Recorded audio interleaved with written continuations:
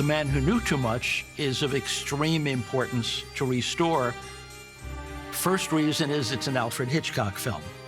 It's a Jimmy Stewart film. It's a Doris Day film. It's a Bernard Herrmann film. You cannot let certain films disappear. Once the elements start going, they will disappear. We have Academy Award winners that are gone entirely. The first step in any restoration begins with research, finding reference materials. You want to find original prints that have the correct color. You want to find production and post-production notes so that you know how the film was put together. You have to examine the extant camera negative, if it exists, the preservation materials, if they exist. And once you have all of that, then you start designing and figuring out how the restoration is going to pull together, or whether it can.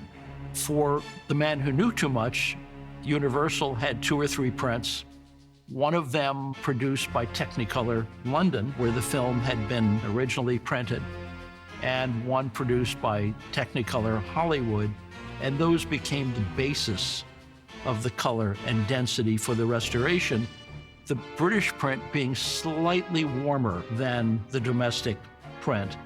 And we went somewhere in between, and we're very comfortable with the final result. Scanning has come a long way, and we're now able to accurately see the resolution on a frame down to the grain level, which is extraordinary. And you get to some of the money shots, the big close-ups of Jimmy Stewart's ear during the murder in the beginning of the film, and the resolution is mind-boggling. And people aren't going to believe this until they see it on their home theater screens.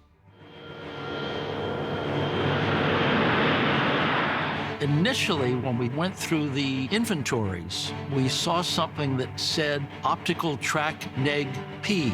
And we said, could this be the original Perspecta track negative? The Perspecta sound system that my father invented is a 3-channel steered pseudo-stereo system.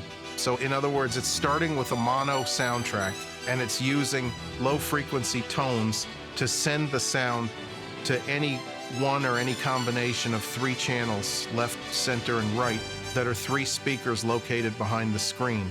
Perspecta was a good fit for VistaVision because VistaVision was a wide aspect 35mm format.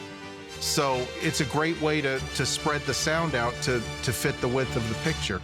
In other words, an intimate close-up, the sound would narrow to behind the person's face. You have a very nice little boy, madame. His safety will depend upon you tonight. Where is he? Whereas, you know, a busy active scene, like in Marrakesh, the sound widens and gets louder to match what's going on in that scene.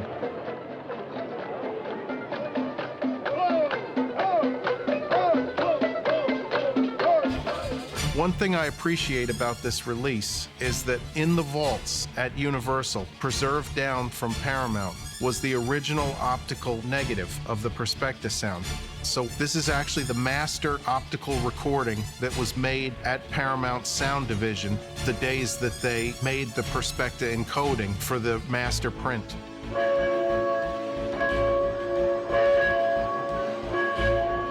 Nobody has heard this soundtrack the way it was heard in a theater since the 50s.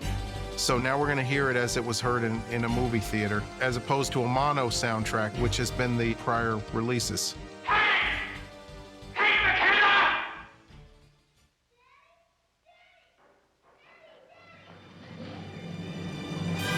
Alfred Hitchcock made about 50 films. As far as I know, only one is missing. And I think that it is important to make sure that all the others have been saved, and Universal has been terrific with that. Any archivist has a great responsibility to the original filmmakers, to the director, obviously, to the production designer, to the cinematographer, obviously, to make all of their work look as they want it to look. Within the universe of films that Universal controls, this is an important one. And it was on the verge of going, so they stepped up to the plate and funded it. I'm sorry we were gone so long, but we had to go over and pick up Hank.